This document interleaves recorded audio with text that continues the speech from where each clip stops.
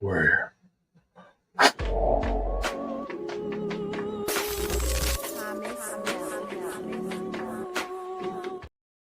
Mm, mm, mm, mm. Ooh, doo, doo. Yeah, man.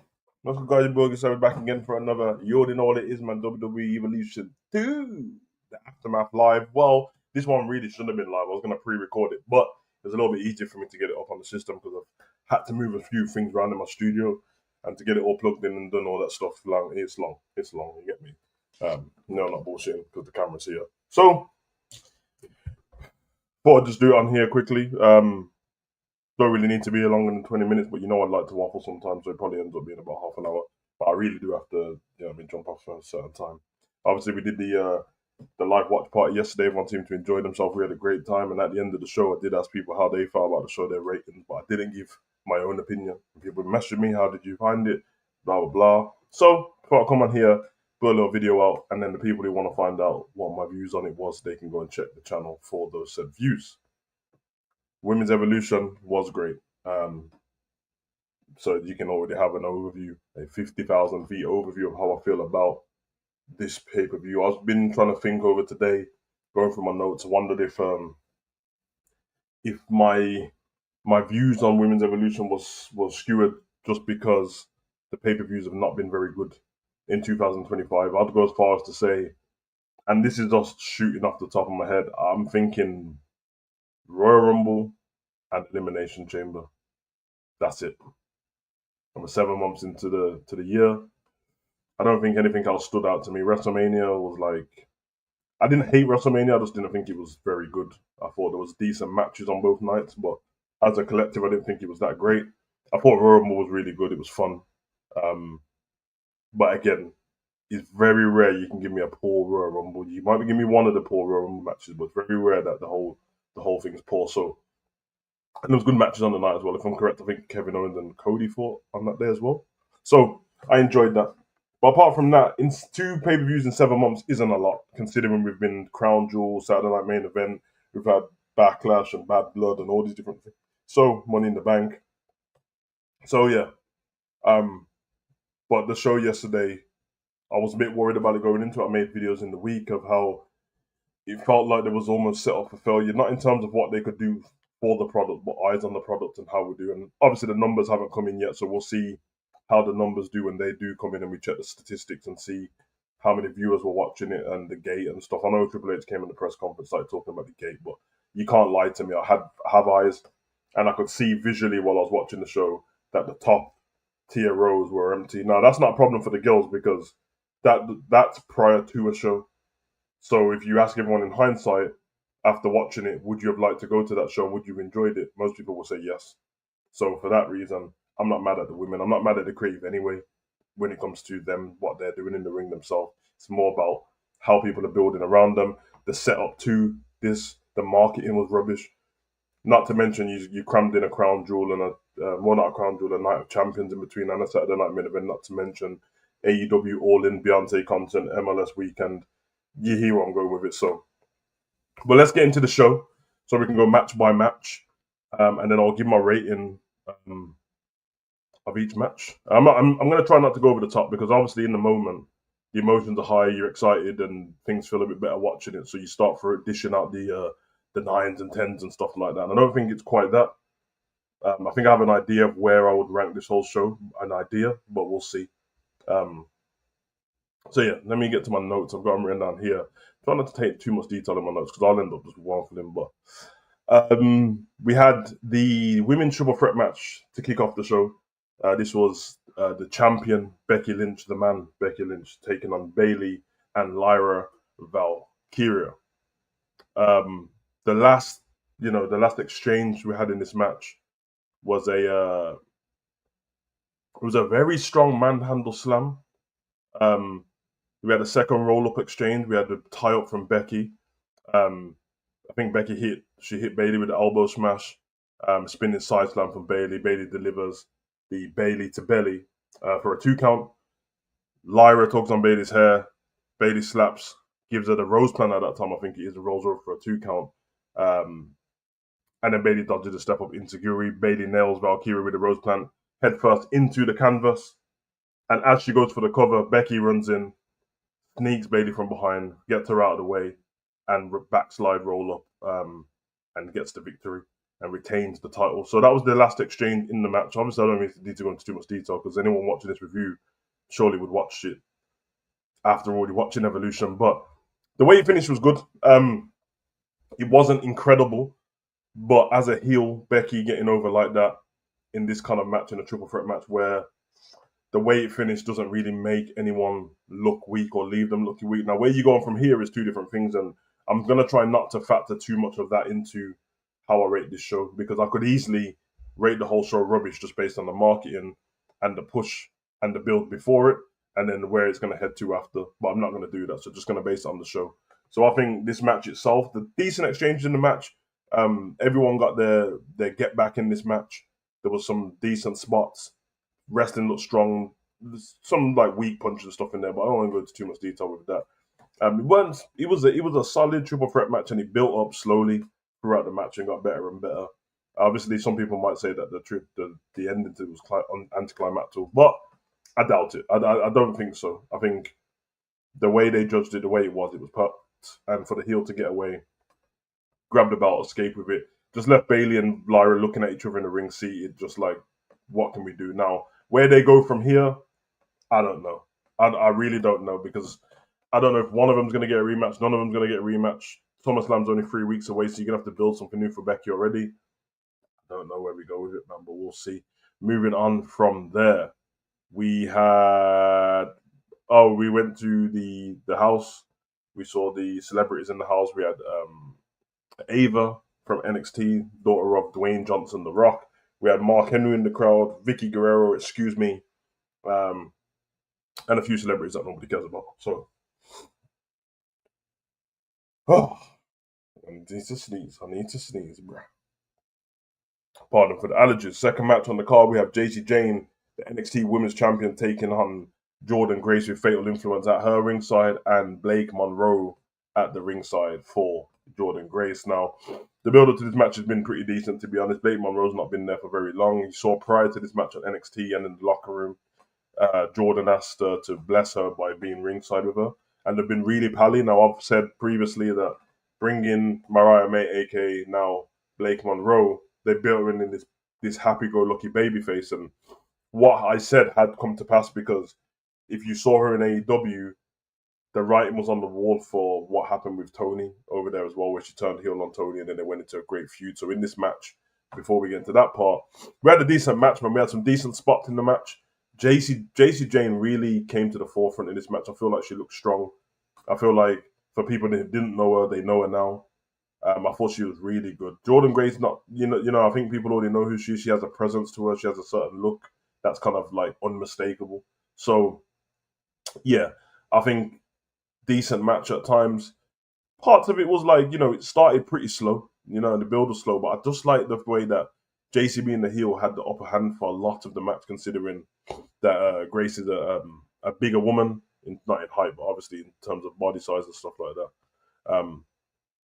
But what proceeded to happen this is where it got interesting towards the end of this match. So we did have, Jasmine Nix and Fallon Henley joining and trying to get involved in the match. Then we had Blake Monroe on the outside start taking out each one of them bit by bit, which I thought was pretty decent.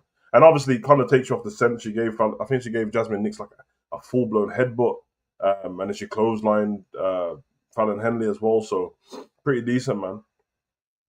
Big stomp by Jane. She goes for the cannonball strike, and then Grace ducked out the way for the roll-up exchange. Grace blocks. And then we go into this where Blake clocks Henley, which is what I was talking about. Haymaker, the hell of a haymaker to the face. Jaw side. Takes her out with the big one. Grace rolls up Jane over for the 2 count, and then Grace blocks it with a super kick. Now, at this point, the referee is distracted. Back is to them. Blake clothesline Jasmine Nix, and then the referee gets distracted by Fallon. Grace with the palm strike, and then Blake blasts Grace in the back, in the spine with the title. Now, obviously, Monroe is supposed to be on her side. And, yeah. The commentators are kind of alluding like, oh, was it an accident? But clearly, the speed at which she got clotheslined, the speed at which she got Irish whipped, you can tell she can see everything visually. It's almost impossible for it to be a mistake. No, I actually thought what was going to happen is she was going to reverse the Irish whip, and then Blake was going to hit her, and it was going to come across. Was it an accident? And then we'll get to NXT, and nobody would know what would happen. But seemingly that wasn't the case at all. So I thought that was very interesting. Yeah, very interesting. Big up everyone in the chat. Big up Amma said my headphones aren't working right now. Can you chat instead? By the way, which game do you stream the most? I don't know what you're talking about. I am speaking. That's the only way you can stream on it. So, and then big up Andrew as well. I said, all right, Savage, family, all right. Yeah, everything's great. Show last night was great. I think there might be a surprise return during SummerSlam weekend in a few weeks. Mad that it's 2 night SummerSlam. Yeah, I'm not so interested in returns. I feel like if I have to be excited about returns all the time, it means the product's poor. And at the moment, they don't have a card built for SummerSlam fit for 2 nights at all. But we'll see how it moves from there, innit? So, but yeah, after she connect with the belt, JC rolls her up, goes for the pin, and then yeah, after we get Blake handing the title to JC Jane, and there's a weird exchange. All the ladies who had just been taken out by Blake look very, very confused. And then it leaves the fans confused as well because she hands her the title back, but she doesn't smile or anything like that. She goes to walk out the ring and then she turns back, puts the finger in her mouth, and does the iconic Mariah May / Blake Monroe look, and then you kind of gather that yeah, she's a heel now. What's going to be interesting in will she join Fatal Influence? Will she just be a Lone Ranger? She's got it all, man. She's got it all. For me, I feel like she should have went straight to the main roster, but I see why they did what they did. But listen, if you go carry a company's women's division for a whole year with you and Tony Storms having the storyline of the company for that year, probably the best storyline in pro wrestling for 2024, I think you're definitely ready to join the main roster as soon as you come over here. Moving on from there, we go back to the house. We get legends in the arena. Jazz, Ivory, Miss Jackie, and Maurice. So it's nice to see all those ladies in there as well, especially Jazz, Ivory, and Jacqueline. I'm kind of used to seeing Maurice, but the other three, yeah, they're legends. They paved the way. They obviously come from a time of bra and panties matches and mud fights and all of this kind of evening gown matches. And they were wrestling as well at that time. So I know people always pretend like they weren't doing any rest. They were, especially somebody like Ivory and Miss Jackie. But yeah, harder times, man. And without them going through what they went through and getting out of that, yeah, I don't think it will be a women's division to how it is now, to be honest. So big up to them. The third match on the card, we have the Fatal 4-Way Women's Tag Team match. This I was looking forward to. The build, interesting because Solrook and Zari, okay, NXT we needed more women. The division's not big enough to use everyone just off the main roster, really. Judgment Day are the champions in Roxanne Perez and Raquel, although they have not defended the title or had a match so far with that. Raquel has, Roxanne hasn't. So that was kind of the build there. Didn't make much sense that Nick Aldis and Adam Pearce said they're fine with them being champions, but then said prove it to me on the weekend. Why would I prove it to you when I already have the belt? But I digress. We have Charlotte and Alexa, which have been building for a while now. Slow burner because on SmackDown they had this exchange backstage, which was about 6 weeks ago now, prior to Saturday night main event with R-Truth. We saw them speak, and I think it was Alexa saying, Charlotte, let me speak to you, which it's weird because it sounded a lot serious at that point, a lot more serious than it has ended up being. But based on how this match went, which we'll speak about, might be the tag team we never knew we needed. Now, I'm only worried the fact that the tag team division there's not a lot of women there because there's women scattered around doing the US title, the Intercontinental title, and both championships. So you're going to end up being repetitive fighting the same people. But yeah, they're cool together. Kabuki Warriors back together as well. Kairi Sane and Asuka. Don't know how I feel about Kabuki Warriors being back together. I feel like Asuka should be a singles an athlete, but they both returned not so long ago, so maybe they're just trying to get their feet under the table and see where they find their place back in the WWE again because the booking ain't that great. So yeah, interesting, great entrances. Quite funny on Charlotte and Alexa's entrance because Charlotte done her usual queen gimmick, but she stopped at the top of the ramp. Then Alexa comes out with Lily, and then Charlotte, as Alexa puts out, just puts her arm in her face and covers her whole face, and then she pushes her out the way and throws Lily at her, and you get this exchange. And when they get to the bottom of the ramp, they kind of like separate, and you kind of seeing will they coincide with each other in this match. Um, the match itself is what I want to talk about because these fatal four-way tag matches, these smash matches, are always pretty poor unless you kind of throw a ladder match in there or a TLC or something like that. They're quite poor. Everyone doesn't really know what they're doing. The spots ain't really spotting. But in this, I have to say, it had a lot. There was spears in there, springboard X Factors from Sol Ruka, Twisted Bliss, Zarya with the spears as well, Tahada bombs, pop rocks. It was great. Decent spots. The soul snatcher from Sol Ruka to Charlotte was beautiful. Handstand lariat, roundhouse kicks, fall away slams. Yeah, it was great. It was really great. The big boots was everything, and they didn't seem to miss a step. I don't know how they did this, but it was beautiful. But the culmination of this match was great because there's a point where Sol Ruka is holding Alexa Bliss. All the rest of the women are down in the match. Raquel's outside the ring, and she's holding Alexa Bliss on her knees, and you can see her pulling her back, and Zarya's setting up to do the spear, and you know what's going to happen. Well, I thought I knew what was going to happen, which is she's gonna end up spearing Sol Ruka by Alexa Bliss getting out of the way, which is what happened.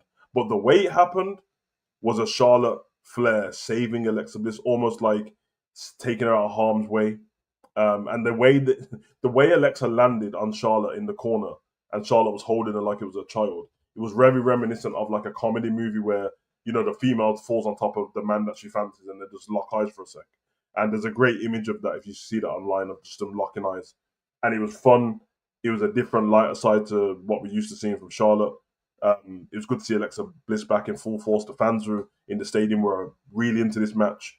It was one of those times when people chant "This is awesome" that it really felt like it was. So I found that very interesting as well. But yeah, she hit the Zarya hit the spear on Sol Ruka, and yeah, didn't really go too well at that point. After Charlotte pulls Bliss out of the way, Rodriguez tags herself in because obviously you can tag whoever you want in this match. Bliss with the spinning DDT, Rodriguez clothesline Charlotte, Perez hits the pop rocks, Rodriguez delivers a Tahana bomb to the outside, and then Perez lands the suicide dive on Rodriguez and connects with the Tahana bomb and picks up the victory. The only problem I have with this, because it was interesting, after she knocked Charlotte out of the ring, she ordered Roxanne to suicide dive on Charlotte to keep her out, which is fine. It was very lackluster right at the end. The match I enjoyed, and when I say lackluster, I don't mean I didn't enjoy it, but the fans for some reason after the Harlem Bomb went really, really quiet. So when she just covered for the pin, it felt like whatever. But the match itself was great, so I rate that match. I really rate that match. I think it was pretty good. Big up Morris. Hope you're well. But yeah, not mad at that at all. Moving on from there, we go back to the house. Tori Wilson, Melina, Molly Holly in the house live. Good to see them. Always good to see the ladies there. Again, just like I said with Miss Jackie and the other ladies, paved the way in whatever way they needed to. Yeah, so I don't want to hear this because they weren't even good wrestlers back in the day. Listen, first of all, yeah, the wrestlers are better now, but that's because they have a chance to wrestle. These women done what they could just to get 15 minutes. And when I say 15 minutes, I'm talking about 15 minutes a week. I'm not talking about a 15-minute match. Those bra and panties matches are like 4 minutes. So, fourth match on the card. Tiffany Stratton takes on Trish Stratus, possibly a lot of people's greatest woman wrestler of all time. And I won't argue with them, even though she's not mine. But I loved Trish, and it was great to see her. She comes out in all white, great entrance. The crowd pop, cowboy hat, of course, looking like an angel. Like that. It was dope to see her come out, embrace the fans because it's getting close to the time where she's probably not going to perform anymore. Judging by the end of this match as well, there was tears in the ring and crowd adulation. I think they just do that now just in case. I don't want to put a full stop to my in-ring career, but it is kind of over, and it kind of was already over. And she did speak about she just wanted to see her kids, like she wanted to see her kids react to her fighting, which was cool. And obviously it's women's evolution, and can't have women's evolution without Trish, really, can you? And then Tiffany comes out in the all red number. Might be my favorite outfit for her to wear, to be fair. It's very in line with the Christmas one, but Christmas is once a year. I think this should be an outfit going forward. I thought it looked cold, man. And this match, it's just very easy for me to review this match. The match was really, really, really good. It had a lot in this match. It had spots. It had throwbacks. They were doing each other's moves. You know what I mean? We saw Trish hit a, well, we'll get to that actually, but there was a beautiful swanton from Tiffany. I don't even know how she kept herself in the air as long. She does like this arch in her back, almost like a bird. Keeps a hang time for a bit. I like that. Prettiest moonsault, of course. One part where she missed, the knees were up as well. Chick kick from Trish, chick kick from her. Yeah, man, brutal. And I like the way the match started. It was technical at the beginning, which I like it because it showcased that, oh, you think that because I'm Trish from the Attitude Era, I can't do this. I can do this too. And she matched her up. And you really, if we didn't know how WWE was booked already, you wouldn't know who was going to win this match. But it does coincide with, which is probably Trish's mistake, to be honest, why she lost this match. She tries to hit Tiffany's move on her, which was the prettiest moonsault. So I think this comes from a stratisfaction for the 2 count. Then she drags Tiffany into the corner. Trish goes for the moonsault, but Tiffany gets her knees up in the air. Stratton hits her with the roundhouse kick, aka the chick kick, and then she hits her with a cartwheel Alabama slam, which she didn't really actually hit. She hit the Alabama slam, but she didn't get the cartwheel away. And then Stratton plants Trish with the prettiest moonsault ever, picks up the victory. After the match, Trish gets a massive stand ovation. Part that I didn't like at the end of this match, which is a fine detail, but I just see stuff on it. First of all, Tiffany's supposed to be the babyface. There's obviously no heel in this match, but she's supposed to be the babyface. But when she picked up the victory, I thought it was all going to be like gasping for air and oh my god, I can't believe Trish ran me that close, and maybe I'll go to walk out, but then I'll roll back in the ring and give her a hug because at the end of the day, it's Trish and I respect her. And I'm not really a fan of the mutual respect thing, but if you're both baby faces, then I don't think it's a problem. But instead, she drags the belt off the referee like a heel would. She does like a na na na na na to the crowd, and then she rolls out and then goes to the fans like a babyface, and then leans up against the barricade. And then the referee comes out and tells her, "You need to go." She like just says, "Leave," which I've never seen happen before. And then obviously Trish gets an ovation. A lot of people in my live stream were saying, "Oh no, it's because Trish wants to get an ovation in the ring." I'm like, no, I hear what everyone in the live stream saying that, but I don't care because Trish getting an ovation isn't technically part of the match. It just is what it is. So I ain't mad at it though.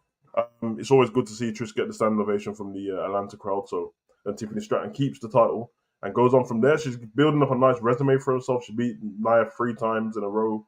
You know what I mean? She's beat Trish. She's beat Charlotte. So I guess they're building up. And listen, I want to be hopeful for her in it because I don't want to not like Tiffany as a character, but there's a lot of work to do in ring. She knows it. She's got it. The mic, that's where she needs to work, but we'll find out and we'll see where she goes from there. Big up Morris, he said the triple threat that kicked off the show was better than I thought. Tiffany, and then he said Tiffany usually has a natural heel, even when she's babyface, as was shown in this match. Nah, I disagree. This wasn't in the match; it was at the end. So I don't. Charlotte, the Charlotte one is different because it was almost like they're both pretty bitchy, but nah, like she's been eliciting stuff from the crowd all the time, the TV time, and I just don't agree that that's what she should have done. She's not a tweener. When she cashed in the Money in the Bank, it was to the big bully who was Nia, who was treating her like shit while she was a right hand woman. So there's been no reason for her to turn heel in that time because she hasn't been fighting baby faces. She's the heel Charlotte she was fighting, heel Nia she's been fighting. So I don't understand why they would do that, but that's not very smart. It's not very smart. Make your mind up on it, or if you're going to be a tweener, just be a tweener on it. But we'll have to see. Big up John. He said, with Naomi successfully cashing in last night, does she take the title to SmackDown or move to Raw now? No, I think she just moves to Raw. Yeah, I think she just moves to Raw. Go where the title is already in it, where you would be on the brand. Although they're supposed to have a draft, don't they? But I don't really care about them drafts. Bit weird. We go back to the house. Alundra Blaze aka Medusa, and then we have Lilani Kai, which is a throwback. Lilani Kai was popular in WWE before I was born, but I do know who she is. Very prominent in the 80s. So big up to her, man. And obviously, Alundra Blaze. Again, when I was a kid, she was prominent when I was just born, but I didn't like her as a kid in it because she took that title to WCW and threw the WWE title in the bin, which I wasn't a fan of. But we move on from there to the fifth match of the night is Naomi versus Jade Cargill in a no holds barred match with Bianca Belair as special guest referee. Yes, we did cover it in the live stream. A few people said, yeah, this was great, but why is Bianca the special guest referee? It doesn't really make any sense. To which I agreed with. I just gave the reason that it's women's evolution. They want as much star power as they can. They want all the women that they've got on the roster if they can be there. And Bianca does offer something. And yeah, she didn't because it was a no holds barred. Instantly means that she doesn't need to be the ref. But how else are you going to get her on the card? Because they don't do backstage segments. They didn't do any. Having her sit at ringside would be pointless. It's not like a Bianca friendship on the match, on the pole match. So I'm not mad at it. Did it offer anything? No, but did Bianca look great? Yeah. And there was a bit of emotion in there as well, so I did like that. But this match was great. This match was great. To follow the Trish and Tiffany match, I had no problem in this match at all. I thought there was great spots. As it was no holds bar, they took it outside the ring. There was tables involved, and yeah, man, I was a massive fan of that. Steel chairs being used, um, springboard, tornado, bulldogs, and yeah, man, like sending people into the ring post and snap vertical suplexes. I was a fan of this. Um, there was a part where she wrapped like steel chain. They got like a toolbox involved, and Naomi got the steel chain out, wrapped it around the mouth of Jade Cargill. Thought that was great as well. Yeah, man, this match had a bit of everything. There's a TV monitor spot on the outside, which was great. It was great. So I think Naomi slams Jade Cargill's head onto the announce table, and then Naomi with a basement drop kick through the announce table. So she hits Jade in the head and through the announce table, and then the electrical monitor explodes by Jade's head. And it was a great visual. I wish that like this is just me. Actually, no, I don't because I don't need him being injured. But it would have been kind of cool to see a bit of blood there. I think it would have added a bit of je ne sais quoi. But listen, I want them to be safe, so it's all good. It is what it is. But I thought that was pretty cold, and then you could see like the emotion of Bianca coming in, like worried about her friends. That's what I liked about the match because there's even the part where she Jade picks up she picks up a toolbox and she just goes to drop it on Naomi's head from the inside of the ring to the outside, and Naomi just rolls out the way, or vice versa. But brother, I was so petrified while I was watching that because I'm like, someone's not going to move out the way. You know what I mean? So I thought that was pretty dope as well. There was a running chair spot where Jade Cargill was on the other side of the apron, and then Naomi just runs with the chair and hits her, and she goes flying through the Slim Jim table and get your Slim Jim. You know all of that business, man. Um, eh, yeah, it was great. There's the springboard, the X Factor.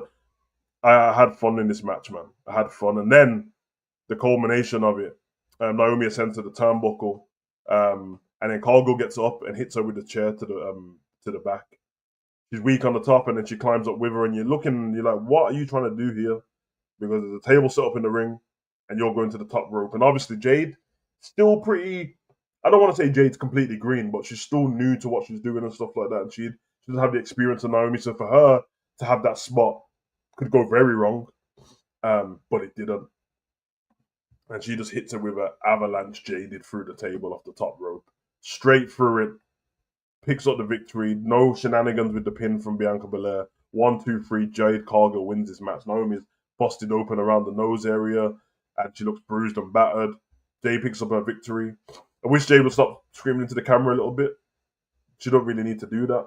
I don't mind when she talks into the camera, but screaming into, she don't really need to do that too much. But this did, which I had said in the preview, kind of set up going into the final match. Going into the final match of the night because at this point, I think a lot of fans are thinking, well, Naomi's mashed up now. We're not seeing her again for the rest of the night, and then we'll culminate when we get to that point as well. Drafts are pointless. Drafts are always pointless. Draft last year has been a flop. The draft last year has flopped after about a week when Cody just started to turn up where he wants. So more substance and star power on both shows when the draft isn't in effect. Yeah, she needs to stop doing that. Yeah, I agree. Yeah, man, just put the rosters together, and just book it properly. That way we can see different people fight different people. So moving on from there, we get the announcement for Raw's up in this inaugural whatever number one contendership match. We got CM Punk taking on LA Knight, Penta, Braun Breaker, and Jey Uso in a gauntlet match. The winner will face Gunter for the heavyweight championship at SummerSlam. We'll get to that when it happens, but you just know LA Knight's going to be done dirty. CM Punk's going to win that match, and he's going to beat Gunter at SummerSlam too, because they'll have John Cena versus Cody on one night and Gunter versus CM Punk on the other night. That's my prediction. But we go into the sixth match, the Evolution Battle Royal. The winner will get a championship match at Clash in Paris. And this match, I mean, it's a lot to go through with spots and stuff like that. It's a lot. I got the order of eliminations. There was few women got their entrances and stuff like that. The special ones, you would say. Order of eliminations in this match was Tatum Paxley. She got eliminated by Nia. Her and Izzy Dame together, the Culling, got eliminated together. Ivy Nile was eliminated by Stephanie Vickier and Julia.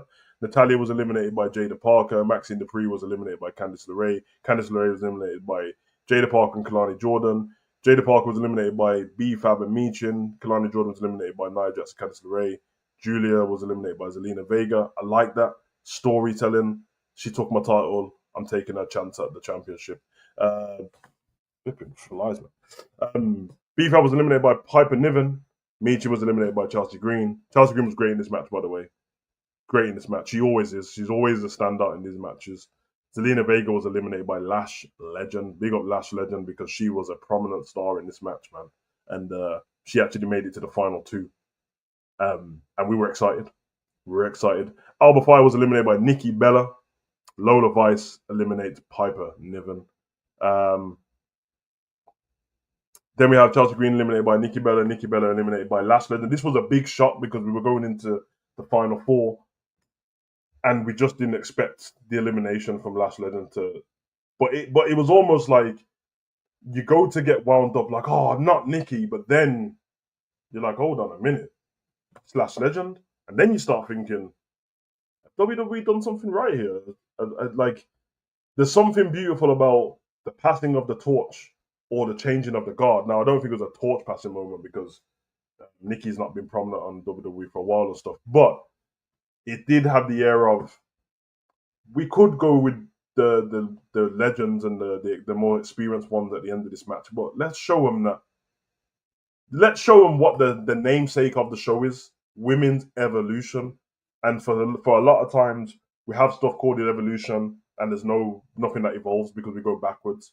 Now, I know a lot of people wanted, let's get the legend involved and all that stuff. But as the matches were going on, I was like, you know what, I do like this because you've got the legends in the crowd, so they're not being like kicked to the side by WWE. They've been treated nicely. They got front row seats. They're getting their name in the spotlight. Molly Holly and all these people. But yeah, you don't need to be in this match. Like, time goes on. If you're gonna come onto the main roster and be a prominent star in the WWE again, you're always welcome to be part of this. But if you're not, and you're going to be less than a part-timer and turn up on a Royal Rumble every now and again, well, let us get through our women first. Let us get to our NXT women and our SmackDown and Raw women. And if there's any spaces left, you can have it. You know what I mean? Let us get our 30-woman Royal Rumble out. And if there's we get 28 and there's 2 spaces, you two can have it, and then we can pick a legend. I like that. I really like that. Left in the ring was Stephanie Vickier and Lash Legend, and yeah, this is what I thought would happen. Apart from I thought it was going to be Nikki and Stephanie Vickier, but beautiful moment in this, man. Goes for a Hurricane Rana. They both end up on the other side of the apron, but Stephanie Vickier still has her legs wrapped around the neck of Lash Legend, so they land turned around already, in the mood for the Devil's Kiss, and then she hits her with the ah ah ah ah ah, like that, and it was a beautiful thing, man. It was a beautiful thing, and Stephanie Vickier gets Lash Legend out and picks up the victory to become the number one contender for the WWE Women's title at Clash in Paris, and proceeds to get Stephanie McMahon in the ring and gives a speech and talks about how much she loves wrestling, and I understand that like English isn't my first language, wrestling is. And I loved it, man. I thought it was dope, man. She really got the fans behind her. I think people love Stephanie anyway, but for the people that don't and just think she's the one with the horns, prominent, prominent. So I'm here for it still. There's gonna come a point where she's gonna need to cut a lot of promos and get stories behind her, and then she's gonna have to work even harder. But for the moment, yeah, she looks like she's going to the moon, man. I feel like everyone's behind her, and it's gonna be interesting to see how these matches go because I'm guessing everyone's assumption is that she fights Naomi. I actually think it'd be better fighting Tiffany, but we'll see. We'll see what happens.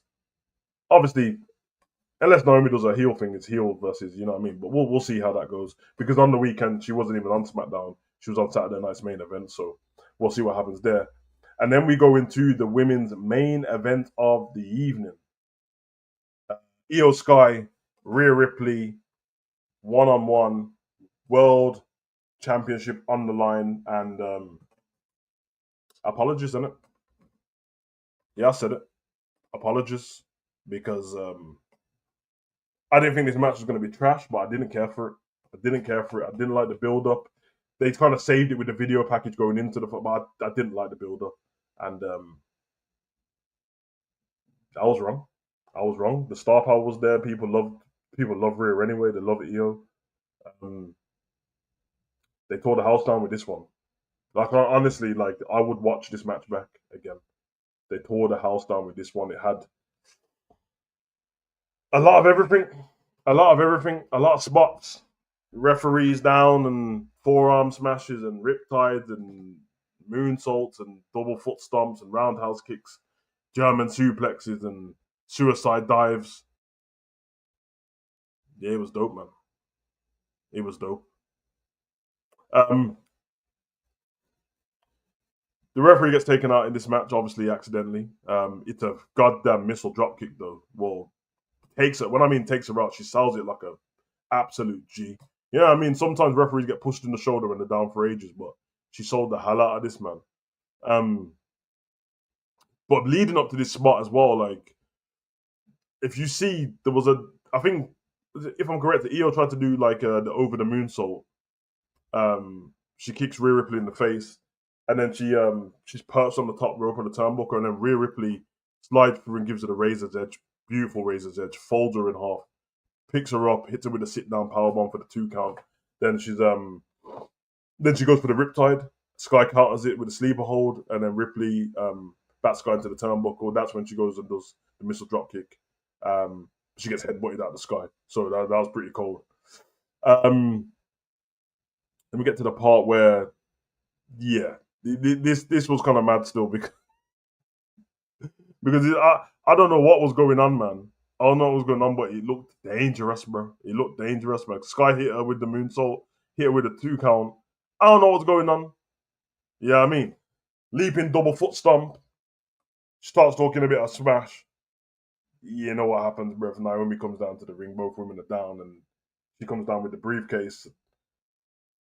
She does what she does, hobbling a little bit, beat up from the previous match. Walks round to the commentary table. I thought the referee was going to do that stupid thing they always do, but clearly, when it's a female referee, they don't do the stupid shit. So Naomi get round there and said, "I'm cashing in," and I'm looking at because I'm instantly know what she's gonna do, but I'm thinking she's gonna hit Io with the briefcase before the match, then she's gonna cash in. But then it dawned on me she doesn't need to do that. It's a triple threat match, so you can do whatever you want to disqualification, which is what she does, and you can see Io in the peripheral in the background, like she's blurred out a little bit, so you can see her head hanging over by the rope. And I'm thinking, damn, Naomi's gonna turn around and Io's gonna move out the way. She doesn't. She hits her so hard with the briefcase. She goes in the ring, picks up Rhea, throws her full force into the ring post, takes her shoulder out, goes back, springboard moonsault. 1, 2, 3, and Naomi is your WWE Women's Champion. Well deserved, well executed, great cash-in. I'm a fan of short cash-ins. I'm a fan of long-term cash-ins, depending on what is needed. But right now, she's on fire. How long do you drag it out for with the briefcase? You don't need to. They made the right call. The decision was perfect. I didn't really need a longer title reign with Io. I think she's already been champion for 173 days and hasn't defended it for 47 and has only had 3 defenses, including this match. So they haven't really been behind her anyway. Naomi escapes, man, on a Seth Rollins thing. Not quite highest of the century, but it's up there. And yeah, Pyro goes off, Naomi wins, and then you get back to the ring and you see Rhea Ripley and Io consoling each other in the middle of the ring, which I thought was quite funny considering WrestleMania and such. But yeah, man, Women's Evolution for me, it was a great pay per view. Not a good pay per view, a great pay per view. Now, let me, before I get out of here, because I'm out of here in about 2 minutes, Becky Lynch, Bailey, Lyra Valkyria, triple threat match. I give that match a 7 out of 10. 7 out of 10. If you guys want to, be a part of this part and put your fingers in the chat, whether you need to or not, or whether you want to or not, then you can just put the name of whoever was in the match. You don't have to put everyone's name, or just put the name of what match it was and then put your rating next to it. So yeah, 7 out of 10 for me for the first match.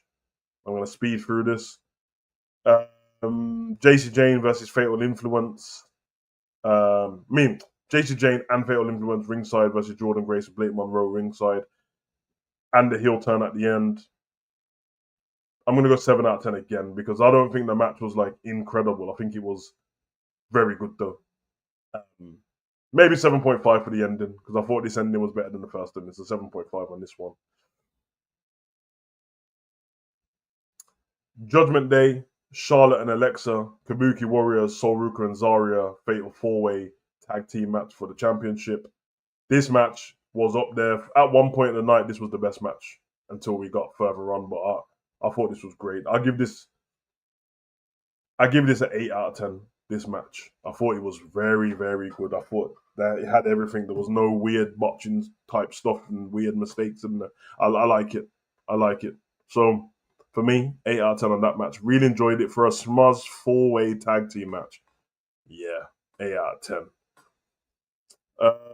10. Tiffany Stratton versus Trish Stratus. Again, match kind of had everything for me. And I was very critical of leading into this match as there was no build. I got 8 out of 10 on this match as well. Really do, man. Really do.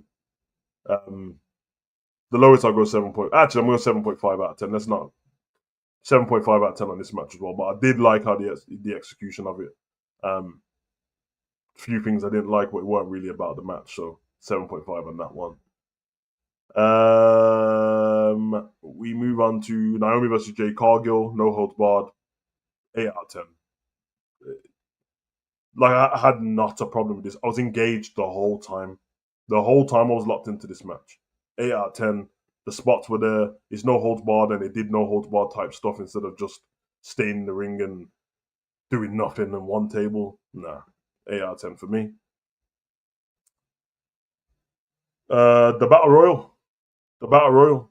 I don't think I've ever given a Battle Royal like a very high rating. Royal Rumble's a little bit different. I got 8 out of 10 on this as well, man. This is not even being generous. I really, really enjoyed the Battle Royal. Like, there was no down spots. There was good spots in there. You had the Kalani Jordan doing the handstand walk to get back into the ring. The Alba Fire saving Chelsea by like just suicide diving through the ropes. Nia in this match doing the Nikki Bella hip swivel, and then Nikki Bella and Lola doing it. Stephanie Vakir with the Devil's Kiss. Last Legend doing her thing in the match. Yeah, 8 out of 10 for me. Thought it was cold. Man.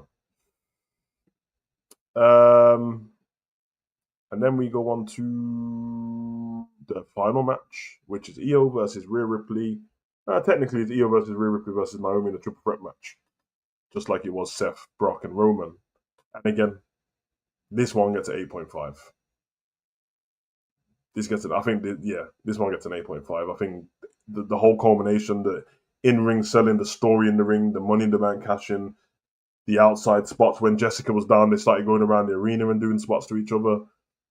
Yeah, 8.5 out of 10. And that was the final match, man. That was your Women's Evolution review. Those are the aftermath. I told you I can't. I tried to do a short amount of time. I've done 47 minutes, which ended up being about the time I would do normally anyway. So, but I had to drop the details on it. Yeah, Women's Evolution 2025 live from State Farm Arena, Atlanta, Georgia, on a stat-packed weekend. A weekend that was so much against these women. A weekend where Great American Bash and All In and Main Event was on. A weekend where Beyonce was performing and MLS was on. And for me, I thoroughly enjoyed AEW, but this ain't AEW is not WWE. That's something completely separate. For me, this was the best pay per view of the weekend, excluding AEW, and I think it was the best pay per view. I don't know, man. I'm gonna have to think about it. But the fact that I'm thinking it might be the best pay per view of the year is massive. It's massive, but I'm gonna have to think about it because it could easily be. Elimination Chamber was pretty good. Again, Naomi was involved in that. Jade was involved in that. The storytelling, John Cena heel turn, which in hindsight was trash, but on the night was pretty cool. I'll have to think about it, but I'm thinking right now this is the best pay per view in terms of just like start to finish. I think this might be the best pay per view. And by the way, I'm not a perfectionist when it needs to be. Oh, every match on the card needs to be great for it to be a great pay per view. That's not natural. Even if you pick your greatest WrestleMania, it won't have complete bad boy matches all the way through. So, Morris said it's halfway through watching All In. Gonna try and finish it after this. Yeah, it was a long pay per view, but the matches were incredible. But yeah, man, I'm gonna leave it there. Again, I only done this not really to go live and speak to the people as I normally do, but just to throw it up and let you guys do that because it's a little bit easier. But I'll be back tomorrow. Tomorrow's Raw. So if Raw's good, then I'll do reviews. Raw shut, I won't do it. I'll do a pre-recorded video. But I'll be back tomorrow either way. But big up to everyone who joins later on. Big up to anyone who's in here now. Go and enjoy the rest of your night. You get me? That was Women's Evolution 2, man. Would have needed a Women's Evolution 3. Who knows, blood?